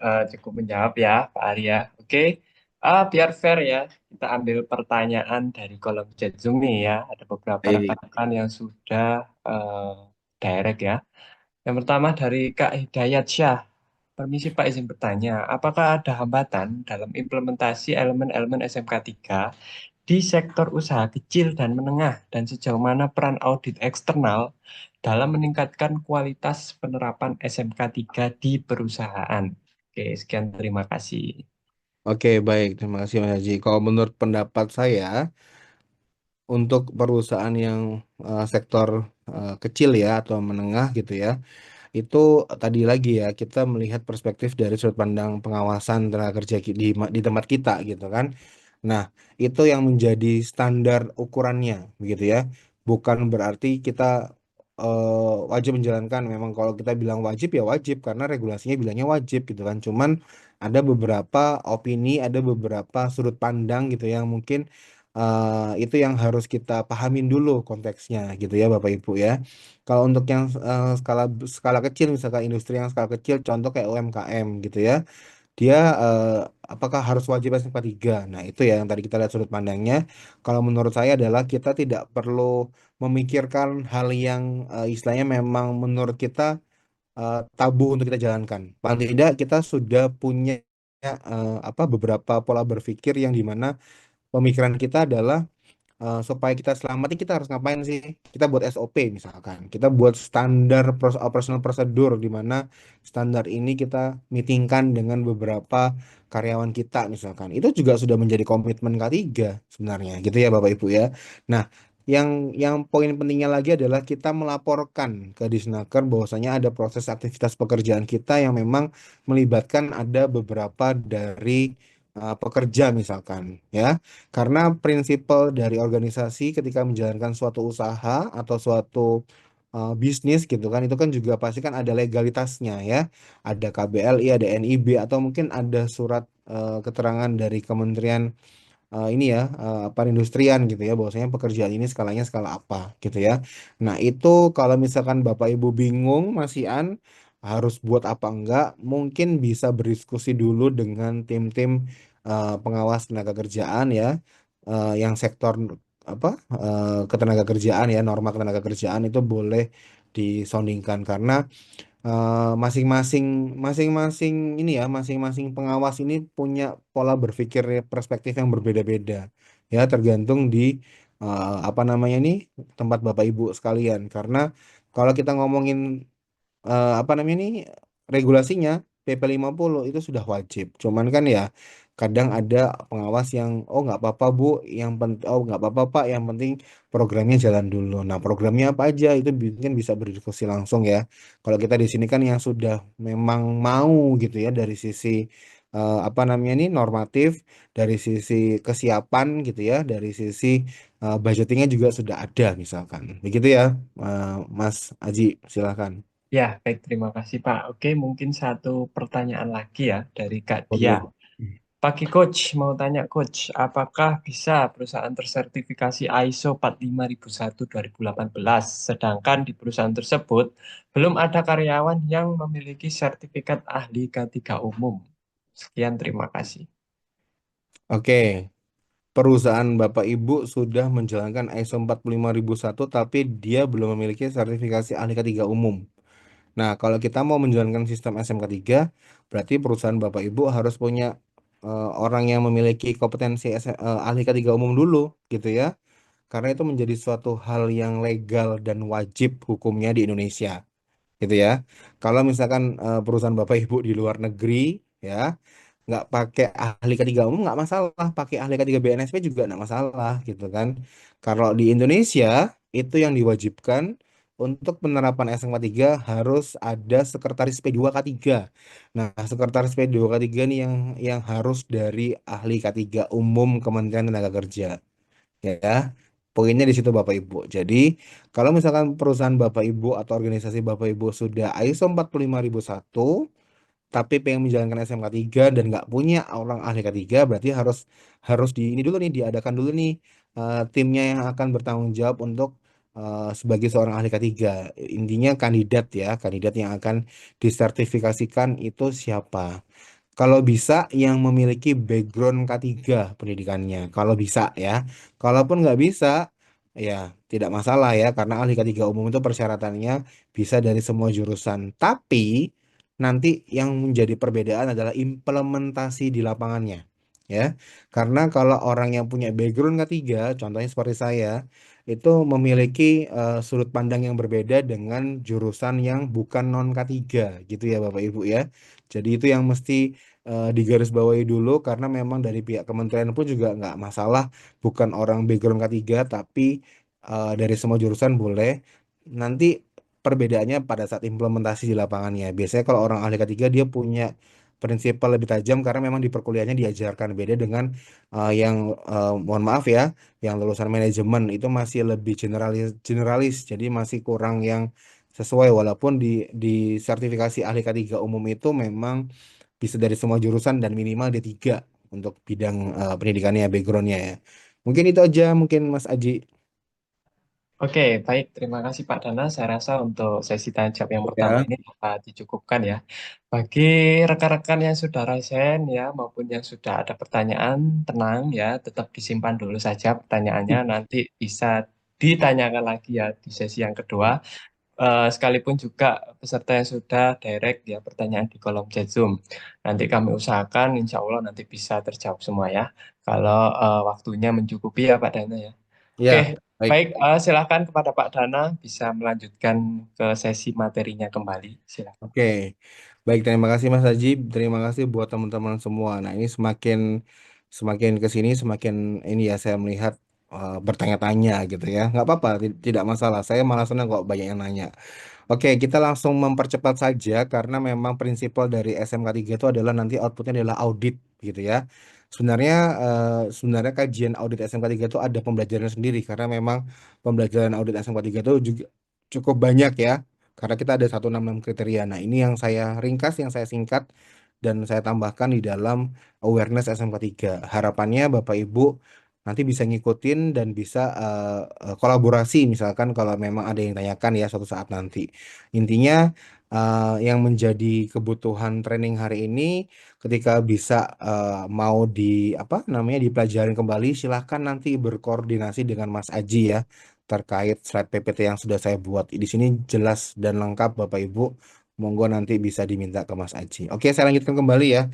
Prinsip dari audit SMK 3 untuk pemeriksaan secara sistematis ya untuk pemenuhan rangkaian kegiatan yang telah direncanakan dilaksanakan dalam proses SMK 3 di perusahaan Bapak Ibu ya.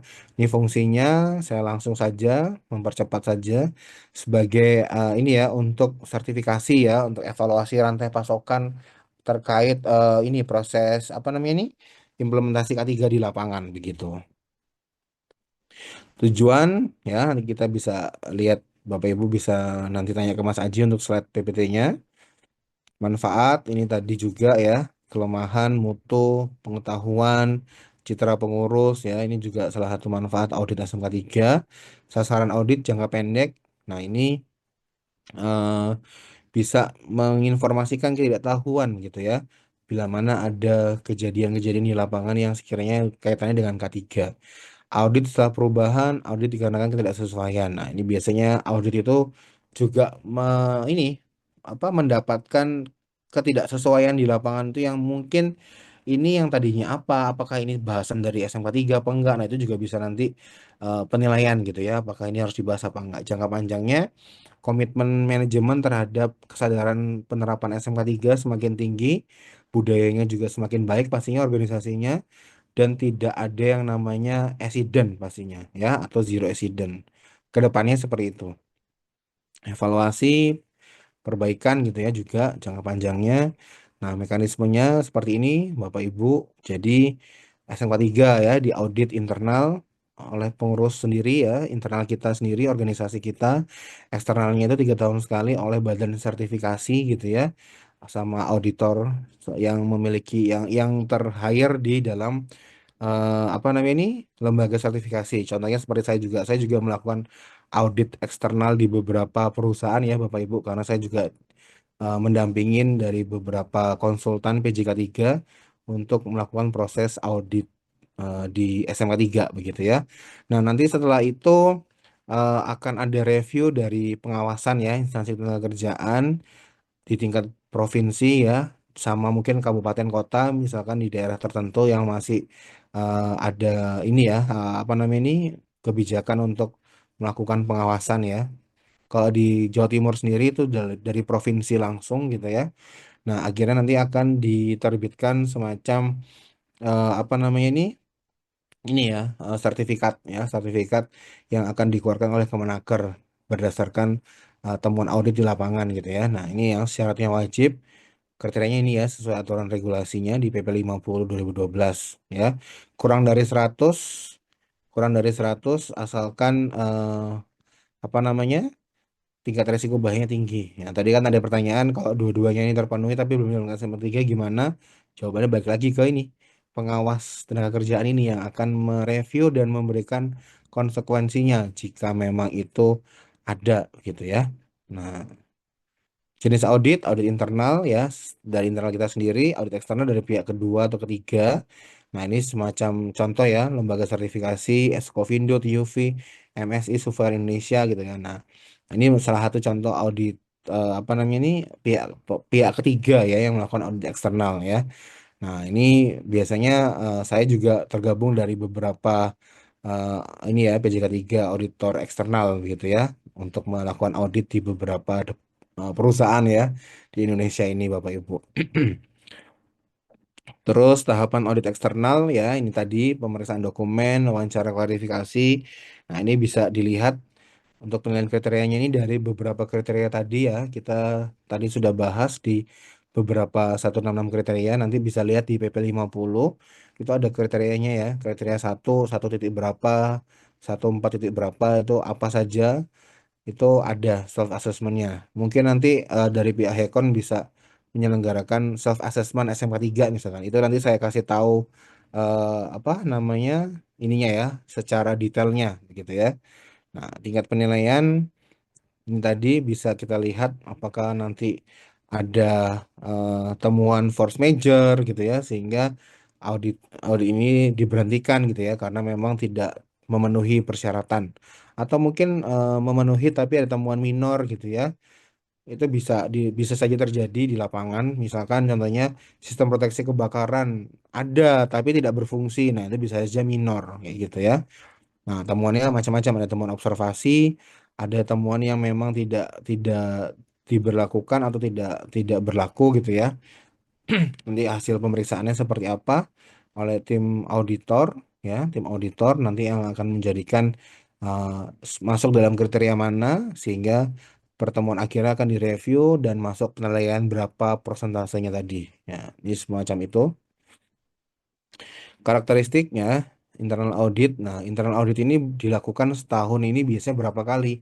Terserah organisasi Bapak Ibu mau menjalankan setahun berapa kali, asalkan pelaksanaan audit internal ini harus tertuang, terdokumentasi di dalam dokumen SOP. Ya, jadi SOP misalkan manajemen representatif K3 misalkan ya, itu memberlakukan audit internal ini dilakukan setahun 2 kali per 6 bulan sekali. Nah, itu harus dijalankan nanti karena kalau misalnya nggak jalan kan nggak sesuai SOP jadi temuan gitu ya. Nah, itu yang nanti bisa di-create juga oleh ini apa tim DC-nya ya, dokumen controllernya begitu. Di audit independen, memiliki kompetensi melakukan audit, ada punya sertifikasi auditor SMA 3 gitu ya. Terus independen ini bisa lintas departemen ya, cross unit atau lintas departemen atau lintas unit gitu ya, boleh. Nah, ini mendapatkan surat penunjukan sebagai auditor SMK 3 internal begitu ya, dan melaporkan hasilnya kepada manajemen dan rekomendasi yang membangun jadi temuan closing audit ya, seperti itu. Ini contoh-contohnya lingkup internal audit. Nah, ini tadi ya, dokumentasi sistem manajemen K3 mulai dari kebijakan, mulai dari SOP, mulai dari work permit, semuanya harus ada. Tujuan sasaran K3, prosedur dan instruksi kerja, Kira DC ya, peraturan lain, izin ya, work permit, hasil pemeriksaan, misalkan pemeriksaan alat ya di work permit juga bisa, sertifikat nih kompetensi, laporan ketidaksesuaian itu ketika ada temuan yang sifatnya major atau sifatnya non conformity ya. Kalau perusahaan yang sudah menjalankan ISO pasti paham bahasanya. Non-conformity NC ya, itu biasanya temuan karena tidak ada kesesuaian antara segitiganya itu tadi ya. Prosedur audit, prosedur ketidaksesuaian dari hasil audit sebelumnya yang outstanding, hasil temuan ulang manajemen yang tidak ada tindak lanjutnya ya. Nah, ini yang bisa ruang lingkup audit internal yang bisa kita pelajarin gitu ya. Timnya, nah ini timnya juga ada ketua, sekretaris, dan anggota gitu ya. Sekretarisnya itu yang mencatat, biasanya sekretaris ini adalah dokumen controller gitu ya. Dokumen controller audit, ketuanya, anggotanya yang akan memimpin proses audit, anggotanya yang akan melakukan pengcollecting data, catatan gitu ya, yang akan diberikan ke sekretaris untuk temuan audit. Nah, ini juga apa, organisasi Bapak Ibu juga istilahnya punya berbagai karakteristik juga pastinya ya terkait proses audit di perusahaan. Kemudian prosedur audit. Nah, ini prosedurnya juga apa, secara rinci ya, ada rencananya kapan, jadwalnya kapan, itu ada semacam bukti tertulisnya ya, membuat surat gitu ya, surat secara internal perencanaan mungkin mungkin bisa di-sharekan by email karena perencanaan dan jadwal ini merupakan salah satu bentuk kriteria komunikasi K3 gitu ya. Jadi ada rencana, ada jadwalnya kapan, itu disebarluaskan, dikomunikasikan melalui email atau aplikasi WA ya, WhatsApp gitu ya. Nah, seperti itu contohnya. Pemastian kompetensi auditor. Nah, siapa yang ditunjuknya, yang sudah memiliki kompetensi auditor, nih, siapa yang ditunjuk, itu dimasukkan ke dalam surat penunjukan gitu ya. Timnya itu siapa aja, misalkan tim A ngaudit di mana, tim B ngaudit di departemen atau unit kerja mana, kayak gitu ya. Jadi pemilihan ini berdasarkan kriteria auditor yang sudah pernah tersertifikasi auditor. Pelaksanaan, tindak lanjutnya apa, temuannya apa, ada rekamannya, ada dokumentasinya. Dokumentasi ini bisa tinjauan langsung di lapangan, melihat objektivitas di lapangan. Contoh tadi kayak misalkan punya sarana proteksi kebakaran, ada hidran tapi nggak bisa dipakai, itu divideokan. Nah, itu ada rekamannya ya. Terus ada pemantauan kinerja, misalkan kebisingan, ada ukuran kebisingannya dari lab PJK 3 ya. Ada hal apa, ada hasilnya ya, atau ada lembar hasil untuk apa, pemantauan ya. Terus kemudian kita rekap, kita tulis, dan kita laporkan ke top management. Nah, ini salah satu contoh prosedur audit. Tahapan audit ya yang pasti kita sudah singkat tadi dibahas di awal-awal. Ada perencanaan, persiapan, pelaksanaan, pembuatan laporan, dan tindak lanjut. Nah, tindak lanjut ini sesuai dengan meeting top management ya nantinya, keputusannya bagaimana. Apakah ada tindak lanjut yang harus juga diperbaikin, secara prioritasnya juga penting gitu ya. Atau mungkin nunggu beberapa dekade lagi gitu ya, atau beberapa waktu lain lagi kayak gitu. Nah, ini perencanaan menentukan tujuan, ruang lingkup, personil, tugas, dan tanggung jawab, sama auditnya itu di bagian plan mana ya, di unit mana gitu ya. Persiapan, informasi, dokumentasi, toolsnya, jadwal, timnya, briefing, komunikasi. Nah, ini persiapannya salah satunya gini, mengumpulkan informasi, informasi yang diperoleh di unit kerja yang mau diaudit itu apa aja ya.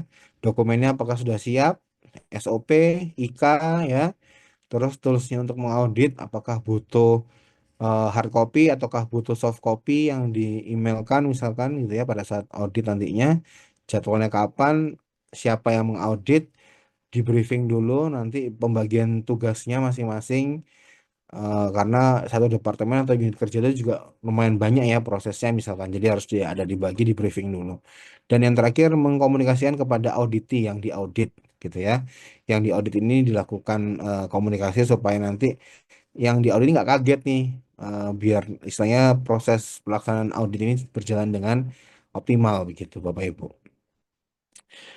Apa, pelaksanaan ya, kita melakukan interview gitu ya kepada auditi, kepada yang mau kita audit ya, memperkenalkan anggotanya, kita mau melakukan selama berapa lama, di hari apa gitu ya. Terus sambil kita menyusun temuan-temuan tadi ya, berdasarkan bukti yang kita temukan, terus kita mendokumentasikan, terus kita melakukan semacam rekapitulasi ya untuk proses pelaksanaannya ini. Rapat pembukaan. Nah, ini ya. Ini teknisnya ya, Bapak Ibu ya. Ini teknis-teknisnya terkait nanti ketika kita mau melakukan audit itu seperti apa. Nah, ini ya. Ini bisa nanti diminta ke Mas Aji. Saya langsung aja mengumpulkan bukti ya. Mengumpulkan bukti itu bisa lewat catatan ya, dokumen gitu ya, atau verifikasi, tanya jawab, wawancara, pengamatan langsung di lapangan gitu ya, atau cek kondisi di lapangan gitu ya. Terus mencatat secara detail. Ini teknisnya ya di lapangan Bapak Ibu. Sumber bukti itu macam-macam ya, kita bisa peroleh dari wawancara, dokumentasi, rekaman gitu ya, pengamatan kegiatan langsung di lapangan on the spot begitu ya, pengamatan kondisi, kondisinya ini sesuai apa. Nah, ini yang teknis auditnya seperti ini. Dokumentasi, evaluasinya bagaimana ya. Terkait evaluasi temuan audit ini nih, apakah ini jadi prioritas atau enggak, dilihat dari kebermanfaatan dari auditnya ini, temuannya ini apakah akan dinaikkan menjadi prioritas yang tinggi atau yang mungkin nanti di skip dulu karena mungkin budgeting ya, karena perusahaan Bapak Ibu juga pasti memerlukan budget untuk memperbaikin begitu ya. Mempersiapkan laporan temuan yang tidak sesuai untuk pertemuan penutup. Nah, ini juga mempersiapkan teknisnya ya ketika ada temuan major, temuan minor, ya itu seperti apa. Kalau di ISO 45001, temuan NC atau temuan observasi begitu ya, Bapak Ibu. Kemudian rapat penutupan ini juga kita closing meeting, kita menjelaskan semuanya ya. Sebagai lead auditor nanti akan ditunjuk. Sebagai lead auditor akan memperlihatkan temuan audit dari semua proses di organisasi Bapak Ibu, temuannya di mana aja, berapa yang diprioritaskan, yang mana dulu itu juga kita dikomunikasikan ya dari lead auditornya begitu ya. Nah, ini juga ya, ini teknisnya closing meeting sehingga ditemukan temuannya ada berapa. Tindak lanjutnya, untuk tindak lanjutnya ini bisa dilakukan verifikasi. Nah, ini biasanya nanti tergantung dari masing-masing auditor. Masing-masing auditor itu akan memberikan batas waktu berapa lama. Contoh misalkan temuannya adalah melakukan pengukuran riksa uji misalkan. Nah, itu kan kita menyesuaikan dengan tanggal kadaluarsa dari riksa uji yang sudah ada. Misalkan riksa uji yang sudah ada kemarin ditanyain nggak bisa dijawab atau kurang lengkap, nanti kita akan review tindak lanjutnya pada saat pengakuan riksa uji yang mendekati hari hanya, mendekati hari hanya itu berakhir batas waktunya misalkan gitu ya. Nah, itu menjadi prioritas juga nih sebagai tindak lanjut. Terus verifikasi. Nah, verifikasi ini juga istilahnya menjadikan validasi ya. Validasi di mana ketika temuan audit ini sudah dilakukan, perbaikan, sudah dilakukan prioritas untuk perbaikan rekomendasi gitu ya, tapi tidak divalidasi. Nah, itu juga temuannya masih ada gitu ya. Karena ketika temuan tadi tidak tervalidasi berarti tidak dinyatakan close atau tidak tertutup kasusnya gitu ya. Ini juga bahaya juga kadang sering ditemukan karena kelupaan gitu ya, menganggap remeh biasanya kelupaan sehingga tidak tervalidasi dengan baik begitu Bapak Ibu. Kemudian ada studi kasus gitu ya, nanti eh, boleh terserah ini mau dipakai sama saja atau boleh gitu ya. Nanti kalau misalkan mau dipakai ini menjadi apa, ada yang bagus pesertanya, silahkan dikasih reward Mas Aji gitu ya. Kalau misalkan ini nggak dipakai juga tidak apa-apa gitu. Ini contoh aja case gitu ya. Nah, tujuan audit SMK 3 di sini pastinya ada regulasi pastinya ya, sesuai dengan regulasi, meminimalkan resiko, pemenuhan kriteria sertifikasi SMK 3, menciptakan lingkungan kerja. Nah, ini yang simpel-simpelnya saja ya, teman-teman ya. Ini sama rencana pelaksanaan penyusunan laporan audit, ini bagian dari mekanisme audit ya. Ini saya buat percepat saja gitu ya, karena misalkan jadwalnya bulan Desember gitu ya, auditnya 3 hari. Nah, itu kita harus jadwalkan tanggal berapa, jam berapa aja, ruang lingkupnya itu di mana gitu ya. Misalkan di pabrik, gudang, pemeliharaan. Nah, ini kalau misalkan mau belajar untuk proses audit bisa diminta nanti sama Mas Aji ya untuk slide PPT-nya. Tim audit terdiri dari 2 orang misalkan. Ini contoh ya Bapak Ibu ya. Audit internal dilatih sama 3 dan 1 auditor eksternal sebagai penanggung jawab. Ini kita ngomong misalkan contoh saja. Nah, pemeriksaan dokumennya ya, mulai dari kebijakan, SOP, rekaman, pelatihan gitu ya, itu bisa dibuat jadikan bahan untuk proses audit begitu ya. APD, SOP-nya gimana, terus inventarisasinya seperti apa, yang digunakan apa aja gitu ya. Mapping ya, mapping area kerjanya ini yang sesuai dengan resiko bahan kimia misalkan di mana, resiko kebisingan di mana, ya itu juga dibuat mapping supaya ada dokumentasinya. Pemeriksaan peralatan ya, misalkan nih alat berat yang dipakai, loader atau forklift, checklistnya bagaimana ya, ada nggak SOP yang mengatur dengan checklist tersebut. Nah itu macam-macam ya di dalamnya. Sistem tanggap darurat, nah tanggap daruratnya itu di sana seperti apa, ada tim respon cepatnya nggak, atau tim emergency responnya nggak gitu kan. SO-nya gimana, struktur organisasinya ada apa nggak, nah ini juga harus dibuat juga ya Bapak Ibu.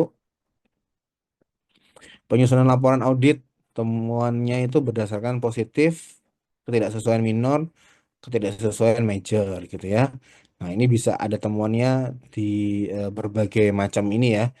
Temuan positif, ketidaksesuaian, ketidaksesuaian major ataupun minor ya. Kalau positif itu berarti perusahaan itu sudah improvement, sudah ada apa namanya ini, istilahnya peningkatan gitu ya, peningkatan untuk misalkan terkait peningkatan K3 ya, K3 dalam artian yang tadi contohnya apa, kebijakan ketiga mengenai pelatihan yang telah diikuti karyawan, itu pelatihannya satu karyawan itu bisa ngikut beberapa pelatihan sertifikasi K3 gitu ya. Itu boleh, itu jadi temuan positif gitu ya. Atau mungkin melibatkan dari semua elemen yang ada di organisasi Bapak Ibu untuk pelatihan, boleh. Itu malah jadi bagus temuan positifnya gitu ya, sehingga terdapat peningkatan. Penjadwalan inspeksi untuk rekomendasi perbaikan ya, misalkan ada apa namanya, ada ini ya, misalkan ada mesin mesin ini di maintenance berapa, TPM-nya jalan apa enggak gitu ya, itu dicek. Biasanya kalau auditor yang sudah lihai gitu di lapangan itu pasti dia punya pemikiran yang skematis gitu ya, mulai dari dia nge-review alatnya, terus dicek preventive maintenance-nya jalan apa enggak, downtime-nya dia berapa lama, terus itu sudah terdata apa belum, yang didata apa aja. Nah, itu biasanya teknis di lapangannya ya. Tergantung jam terbang. Semakin jam terbangnya tinggi mengaudit, semakin temuannya semakin detail gitu ya. Menyediakan tempat khusus untuk barang-barang di lantai agar lebih aman. Tempat khusus ini biasanya kalau untuk menampung bahan kimia berbahaya ya, bahan kimia berbahaya atau B3 gitu ya. Itu kan butuh tempat khusus supaya tidak tertumpah gitu ya, atau mungkin tidak tercecer di lantai kerja seperti itu. Kebijakan ketiga ini juga harus disosialisasikan gitu ya. Apakah sudah sampai ke semua elemen di perusahaan ya, terutama orang-orang orang-orang operator ya yang di lapangan yang kerjanya pindah-pindah misalkan, atau security misalkan. Security itu juga harus tahu ya bahwa perusahaan sudah punya SMA 3 gitu ya, atau sudah menjalankan sistem manajemen K3. Nah, peningkatan ini ada juga kriteria klausulnya ya. Kriteria klausul di ISO 45001, atau kriteria di dalam SMA 3 juga ada ya. Evaluasi ini contohnya ya, seperti ini. Untuk ini contoh kasusnya yang tadi ya, contoh kasus yang tadi. Nah, ini sudah saya kasih semacam contohnya supaya jelas teman-teman ya, biar bisa nanti dijadikan pembelajaran untuk memulai SMK 3 di organisasinya Bapak Ibu gitu ya. Oke, mungkin dari saya itu dulu Mas Aji.